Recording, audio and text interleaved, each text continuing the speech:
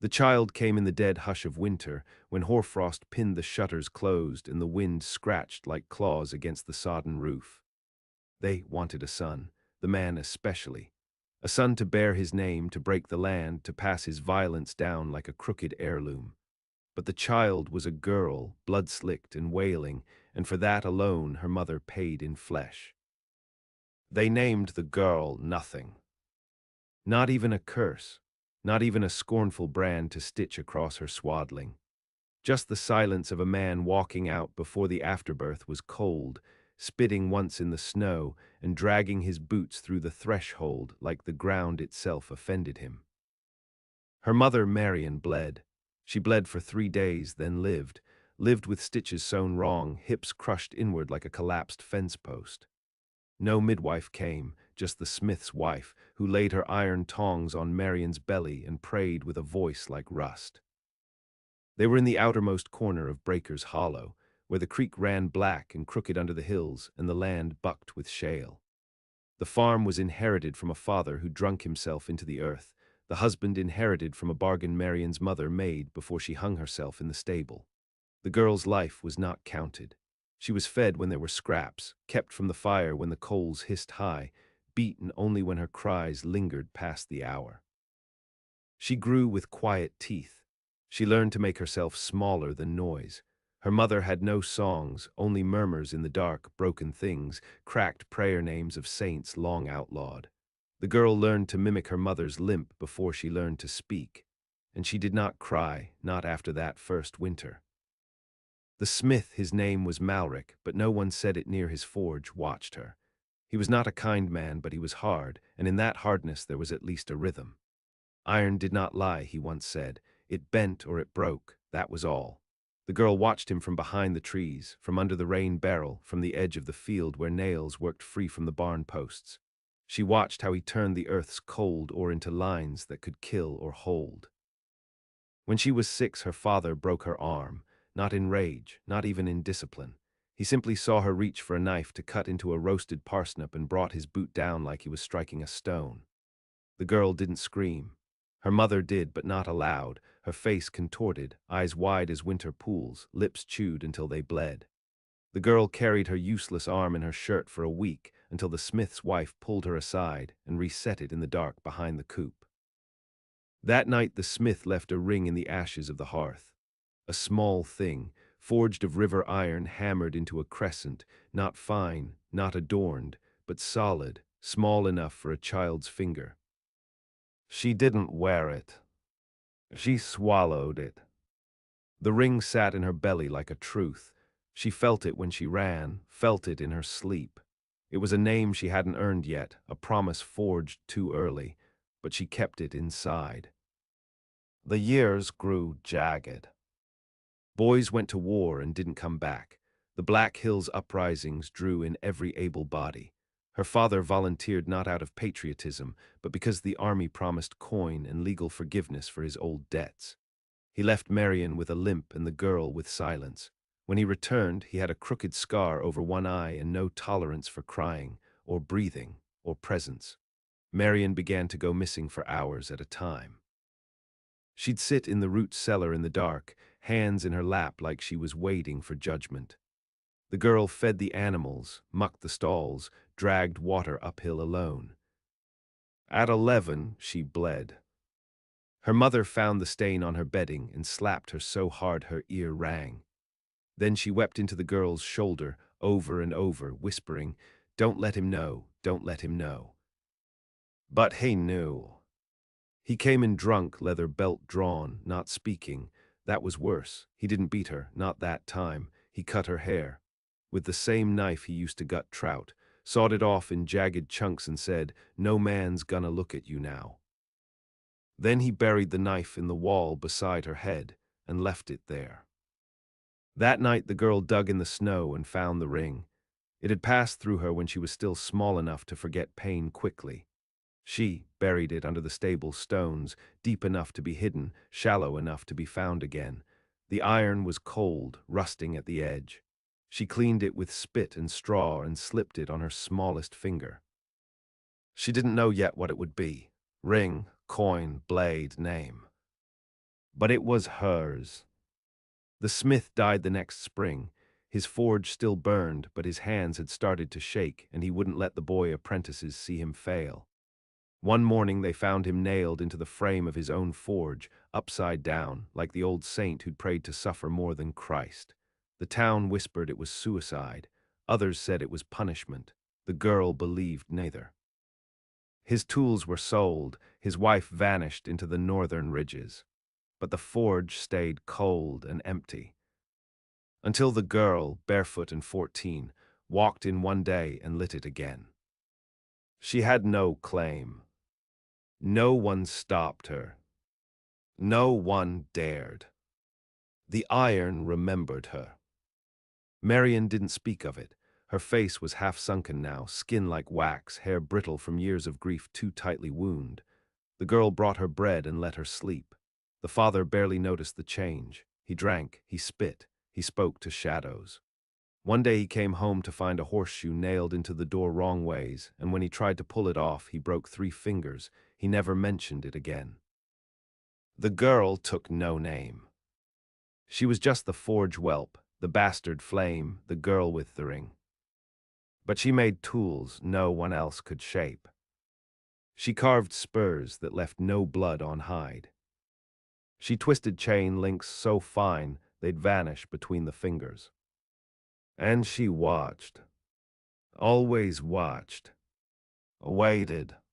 For what the ring had promised. For what the blade would need to become. The summer that came after was a cruel one. The creek ran to bone. The wheat bent before it ripened, and 2 children from the far side of the hollow were bitten clean through by a rabid dog no one could trace. The girl didn't sweat in the heat. She fed her forge with thornbrush and bogwood, built a bellows from hide and copper wire. Her hands grew harder than stone. Her eyes stayed quiet. She was 15 when the widow Tamber brought her the first real commission. "My son's gone," the woman said, voice like a fence post weathered dry. "Not dead, not yet, but the world's got him. I want something for him to wear, in case he remembers me, in case he doesn't." The girl asked no price. She carved a ring from iron so dark it looked soaked in rain, bent it around a nail until it clicked like bone. Tamber left a duck's egg and a flask of homemade liquor in thanks. Others came, a mule handler needing bridle bits that wouldn't snap on a hill road, a trapper wanting caltrops for wolves, a seamstress asking for shears that could cut burlap and silk in the same stroke. The girl made them all, said little, stared too long, and gave back more than what was paid for.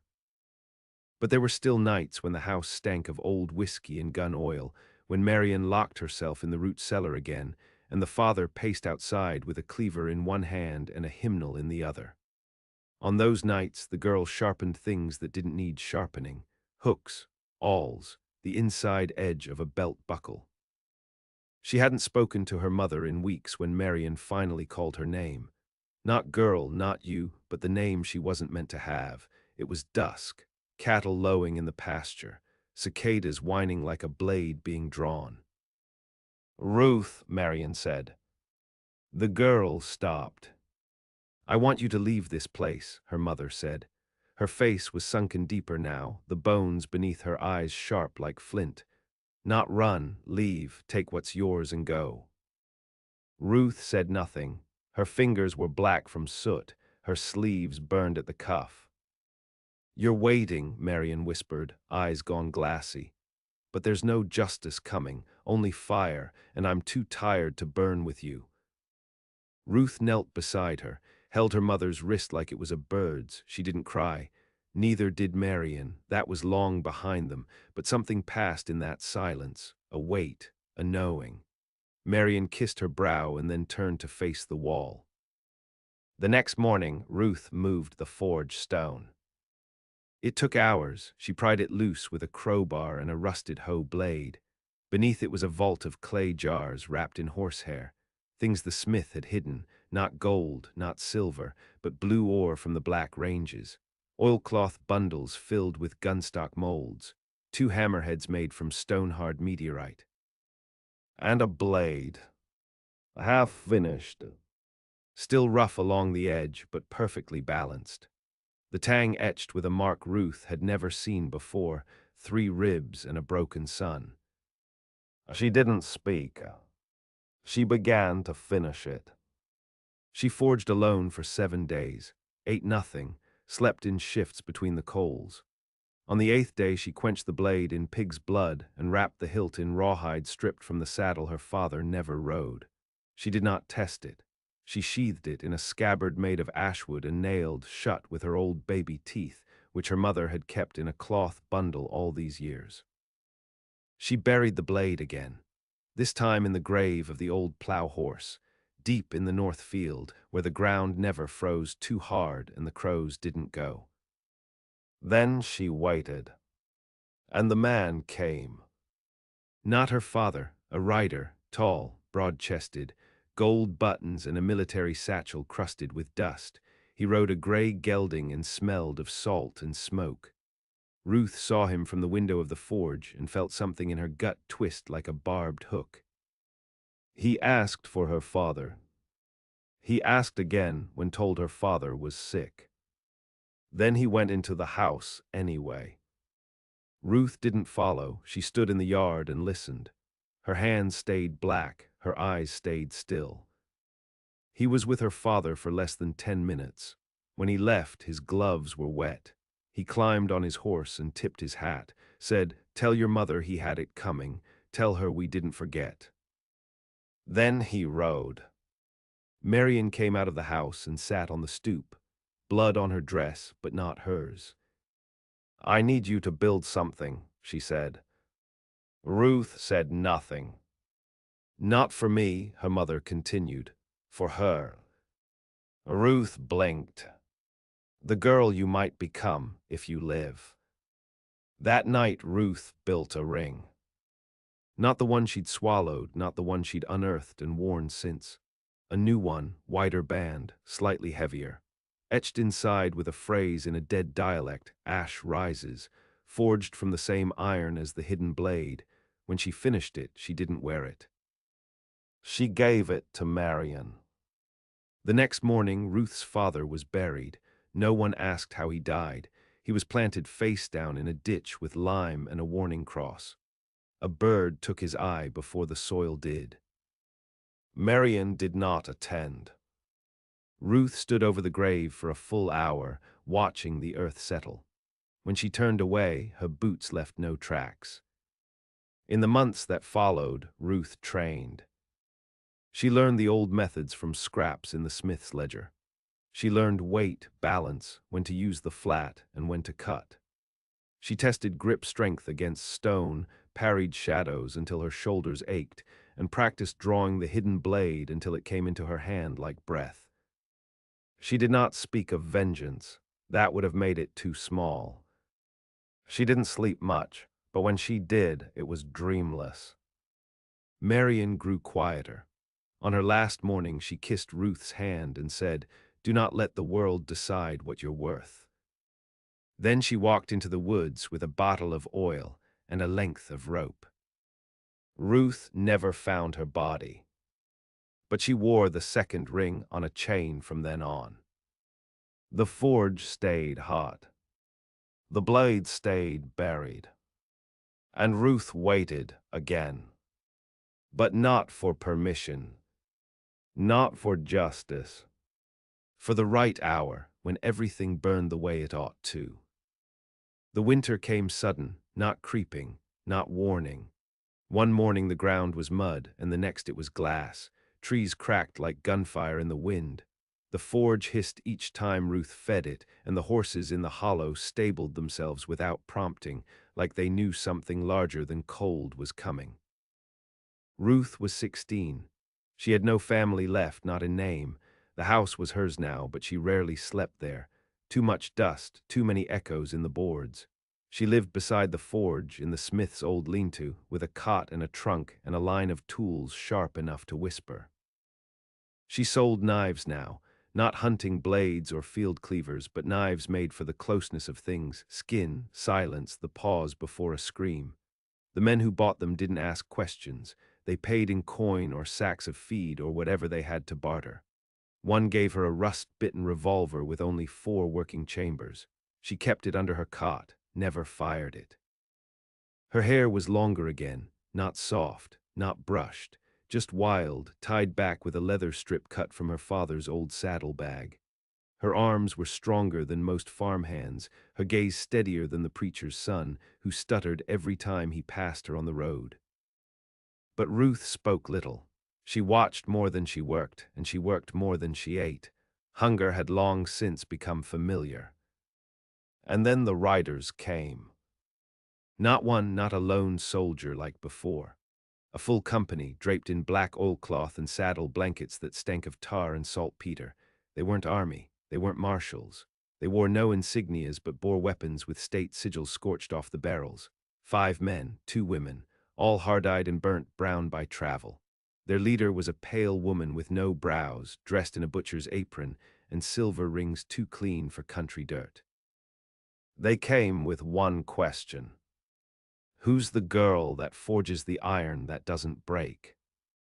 No one answered. Not the preacher, not the barkeep, not even old Sivers, who knew the name of every horse, every bastard, and every grave in the hollow. So they started burning.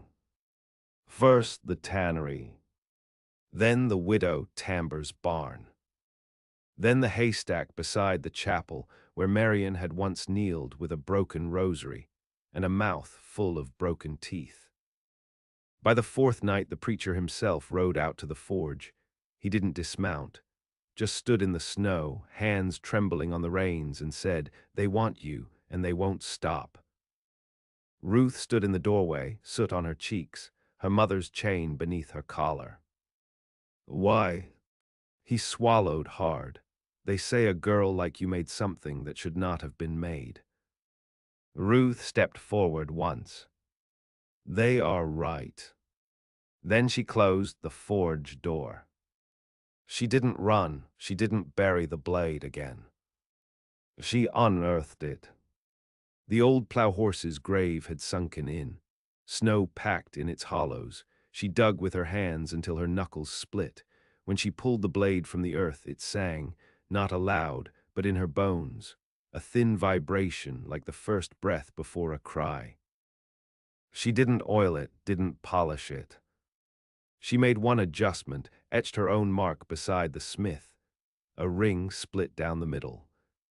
She named the blade Ashfall. And she wore it. Not on her hip, but across her back, beneath a coat stitched from canvas and rawhide, every seam doubled, every button sewn with wire instead of thread. The next day, she walked into the village square. The riders were waiting. They were sharpening their knives on the porch rails, feeding scraps to a dog that didn't blink. The pale woman rose when Ruth arrived, her eyes black as the iron she'd come to claim. "You know what you've done?" the woman asked. Ruth tilted her head. "Made something too fine for men to own." The woman smiled, but her teeth didn't change. "We had a contract. The smith broke it when he forged war steel without license. That debt don't vanish just because his blood stopped moving." Ruth's fingers found the ring under her collar. "I'm not him." "No, but you're worse. You make better things." Ruth stepped forward, snow crunching underfoot. "Then take it from me." The woman nodded. 4 riders dismounted. They came fast, no posturing, no show. They knew how to kill. They expected her to run. She didn't. The first fell with a broken wrist and a blade across his throat. The second ducked low and caught the backhand sweep across the belly, folding over like a trap sprung wrong. The third was careful, clever, slow, and Ruth feinted left, spun, and drove the pommel of Ashfall into her temple hard enough to make her legs shudder before she dropped. The fourth stopped moving, stared, then bolted. The others didn't follow. The pale woman raised her hand, called off the rest. Ruth stood in the snow, the blade black with blood, her coat split at the shoulder. "I don't want to kill you," the woman said, voice even. "I want what you made." Ruth said nothing. "You made the ring before the blade," the woman said. "That's the mistake. Rings bind, blades end. But you forged a promise before you forged the wound." Ruth stepped forward again. "I made the ring for a woman. I made the blade for what the world became after they tried to kill her for giving me breath." The pale woman sighed. Then she drew. Fast. Faster than most could track. But Ruth had waited years. And when Ashfall met the woman's blade, the ring on her chain rang like a bell. Steel screamed. One edge gave. Not Ruth's. The pale woman staggered back, blood slick on her arm. Her blade cracked at the hilt. She looked down like she'd just woken into a world she didn't understand. "You've no right," she hissed. "You're a girl born from a mistake." Ruth stepped close enough to smell the salt on her breath. "I was born from refusal." Then she took the woman's broken blade and drove it point first into the porch rail beside the preacher's door. "Leave," she said. And they did. Not that day. Not fully. But their fear had begun. Ruth didn't celebrate. She dragged the dead to the edge of the forest and built a cairn of stones. She gave their knives to the creek. She didn't sleep for 3 nights. But when she did, it was deep. And dreamless. They came back in the thaw. Not the pale woman, not the ones Ruth had cut down and buried in ice. These were others, not soldiers, not even riders, walkers, traders, drifters. They came with sacks on their backs and fear in their mouths. Word had spread. There was a forge where a girl forged names. Not steel names. Things you could wear, bury, kill with. They came because the world outside was breaking, and somewhere in the broken hollow there was iron that remembered what it meant to be bound in silence and lifted in rage. Ruth didn't ask what brought them. She could see it. Burned scars, empty sleeves, eyes that didn't blink when the wind howled. They'd been through it, each of them, and something in them recognized something in her, like broken glass recognizing its own cut. The first woman asked for a ring, plain and sharp-edged. "For my sister," she said. She drowned herself with a stone around her ankle because they told her she was a burden. The second wanted a needle, long and curved. "I used to sew the banners they hung before they burned our house. I want to stitch something back together." One man wanted a nail, 1 inch long, to drive through the tongue of the man who sold my name. Ruth forged it all. She charged what they could give: eggs, blankets, a name from a dead language, a kiss on the temple, and a truth no one else had heard, sometimes nothing. She didn't sleep often. She hammered in the dark. She quenched metal in milk and ash and wine. She carved marks into the tangs, some hers, some the symbols the smith had left behind, others older than that, found in scraps of bone sewn into the lining of her mother's last shawl. The people built lean-tos, then cabins, then homes. And a village began to grow around the forge. They called it nothing. No one dared name it. Naming was claiming, and Ruth had taught them that what was claimed could be taken. What was unnamed could live. But Ruth did not belong to them. She slept outside the ring of firelight, ate alone, spoke only when required. She did not smile. Her hands ached now in the cold, her joints beginning to grind from the long weight of work. But she didn't stop. Because she knew they'd return. The men behind the first men, the owners, the quiet men who never bled, who sat in cities and wrote laws in the margins of land deeds and contracts forged with threats instead of seals. And they came. Not with guns. With ink. A man in a dark coat arrived with a charter. Said the land Ruth forged on belonged to a company headquartered far east. Said she'd been operating without license. Said her work, her forge, her steel, it all belonged to the state now. Ruth didn't look up from her work. She placed a hot horseshoe in water, listened to it scream, then wiped her brow with her sleeve. "Which state?" she asked. The man blinked. "What?" "You said it belongs to the state. Which one?" He shifted. "West Blackland, under the Industrial Holdings Act, Section 17. Ruth stood. "You're 2 wars too late." She handed him a nail. "Drive that through your own foot on the way out, so you remember where you came from." He left. More came. A wagon full of bureaucrats and cowards with militia escort. Ruth forged no weapons that week. She built a gate.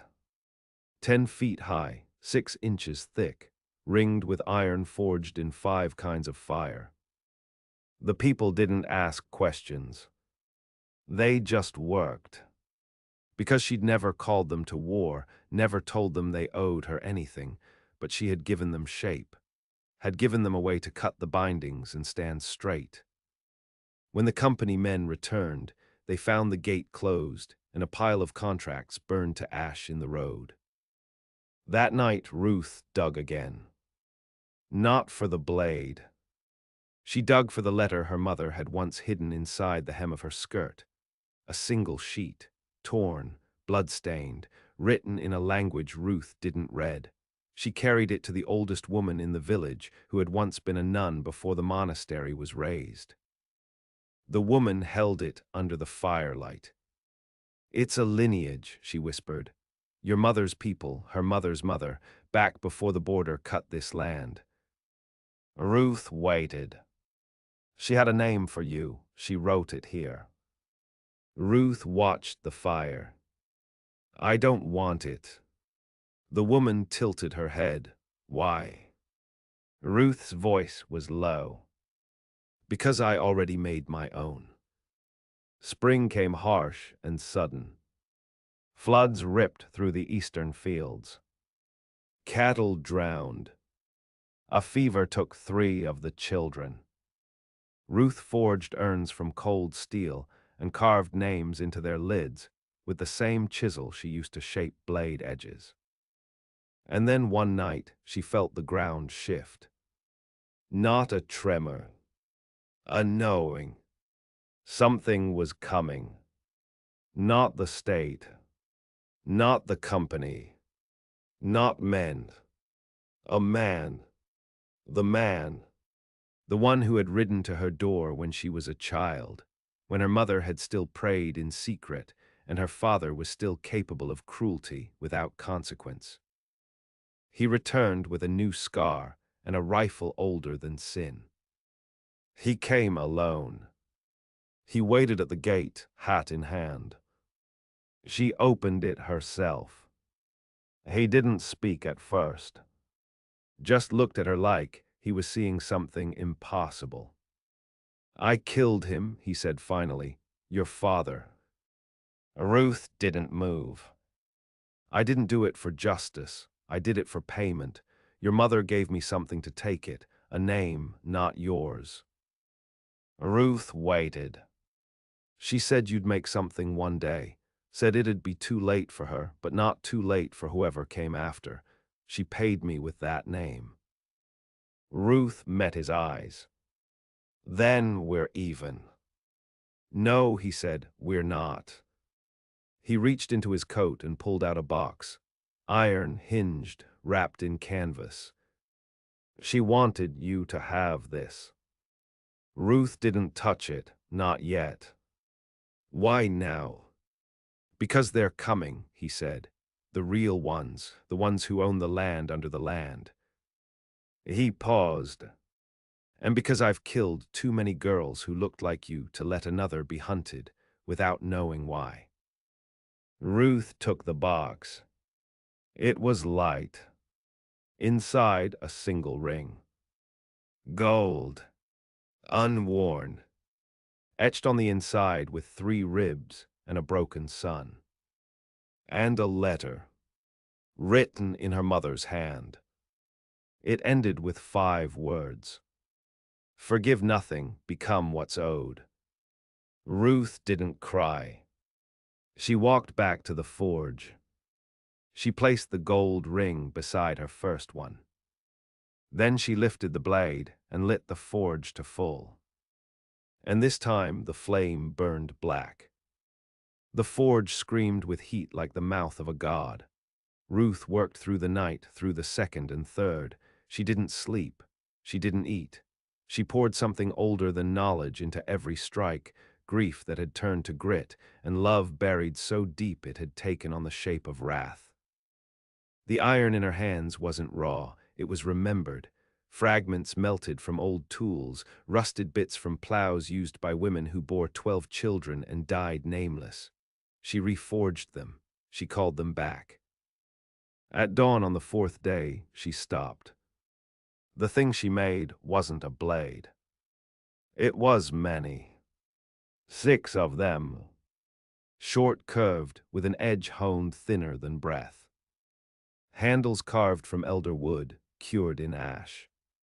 No ornament. No etching. Only the weight. She buried 4 of them. One at each corner of the hollow. One she gave to the old nun, whose hands trembled as she received it, but who did not ask what it was for. The last she kept. Word came like rain. Slow at first, then a flood. Towns burned east of the range. Mines collapsed without warning. Girls vanished from workhouses in the night, and no inquiries were opened. The owners moved like shadows, filing deeds under names that couldn't be traced, seizing water rights, flattening hills to carve roads lined with chain and wire. And they came for her. No riders this time. Not even walkers. They sent children. Thin boys in pressed collars, reciting legal threats written by ghosts. Girls with scars who looked half-starved, bearing bundles wrapped in wool and eyes that didn't blink. But they didn't come to beg. They came to see, to ask, to listen. And Ruth gave them everything. Every name, every method, every mistake. She taught them how to temper with vinegar, how to file steel without drawing a spark, how to make a ring not as ornament but as anchor, how to bend without ever breaking. Then she sent them back. To wait, to build, to burn when the time came. The final night came quiet. No horses, no boots. Just smoke on the horizon and the smell of salt again, sharp and close, the scent that had followed the first blade all those years ago. They walked this time. A full line of them, dressed not for war but for harvest, coats of black canvas, gloves of kid leather, tools tucked into belts where pistols should have been. They didn't smile. They didn't speak. The people did not meet them. They'd already gone. South through the pass Ruth had cleared herself, weeks before. She sent them with wagons, with seed, with iron, told them no names, no farewells, told them only that they were not running, they were growing somewhere else. Only the nun remained, watching from the chapel ruin. She sang as they passed, not hymns, songs from older places, songs with teeth. Ruth waited at the forge. She wore her coat of ash and rawhide, no armor. No rings. Only the blade. Ashfall hung on her back, and beside it, slung across her shoulder, the last of the forged knives, curved and gleaming, hungry with promise. The leader stepped forward. He wore white. Perfectly white. Not stained, not wrinkled. He looked like a man untouched by the world. He looked like the world before the scream. "You're the daughter," he said. Ruth didn't answer. "You forged beyond your station. You woke a craft we buried for good reason." Still, she was silent. "You think this makes you strong. It makes you a myth, and myths get hunted until they're bones." Ruth drew the blade. Not fast. Not for show. Just enough to let the cold edge shine. He didn't flinch. "Tell me," he said, "where's your army now?" Ruth looked at him. At all of them. Then past them. At the sky. The wind shifted. And she said, "I was never making weapons." His mouth curled. "No. I was making answers." Then she moved. They weren't ready. They thought she'd come alone. They hadn't seen the children watching from the ridgeline, cloaked in bark and dirt, with slings wrapped around their arms and blades hidden in the hems of coats. They hadn't noticed the wells dug too deep in the earth, filled not with water but oil. They hadn't known the forge wasn't just a place, it was a signal. A kindling. The first fire. The battle didn't last long. Because Ruth hadn't trained them to fight like soldiers. She trained them to fight like survivors. And survivors don't win with pride. They win with purpose. With scars. With knowing there's no going back, only forward through flame. Ruth killed the man in white. Not with ash full. With the ring. The first one. The one she'd swallowed and later worn. She shoved it between his teeth and broke his jaw shut with her palm. He died choking on the iron he thought he owned. When it was done, the forge still stood. She didn't. They found her slumped at the anvil. Blood on her side. Hands still warm from the hilt. She didn't speak. She didn't need to. The girl who had been born nameless had written her name in heat and steel and silence. The people buried her deep. Under the floor of the forge. With the blade, with the rings, with the names. And above it they left no stone. Only fire. Forever lit. So that anyone passing by, anyone hunted or silenced or forgotten would know.